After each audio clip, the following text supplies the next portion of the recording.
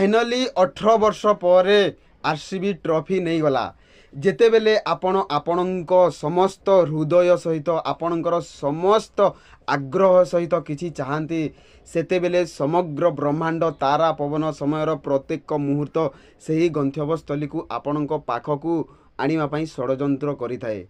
एवं देखंतु 18 वर्ष पर 10 प्लेऑफ एवं 4टी फाइनल पर आरसीबी शेष में चैंपियन होइछि। सही मुहूर्त पूर्ण जहाकू आरसीबी प्रत्येक निश्वास प्रत्येक हृदय स्पंदन प्रत्येक स्वप्न रे देखुथिला आज आरसीबी सही चमत्कार ट्रॉफी पाइछि।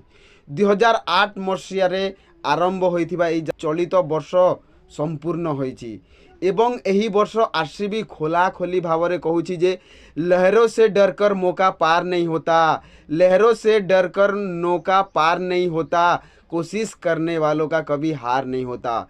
यही वर्षर कप विराट कोहली को आखि लुहरे झुलुथिला। पराजय प्रति वर्ष फैंस को हृदय को किपरि भांगी देथिला। जेतेबेले विराट प्रबल कांदुथिले से कहूथिले जे प्रत्येक ट्रोल जीए तांकू आघात देथिले जो माने तांकू मजा करुथिले आरसीबी आज सेमानंकू जवाब देइछंती।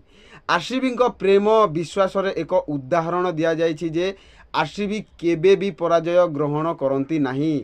तांकर आग्रह तांकर विश्वास तांको फैंस को प्रेम तांकू प्रत्येक थर ठिया हेबारे शक्ति देइथाए। नचेत किए 18 वर्ष पर्यंत संघर्ष करि परिबो किंतु आज 3 जून तारीख मने रखंतु कारण आरसीबी खिलाड़ी माने एही तारीख को केबे भूली पारिबे नाही।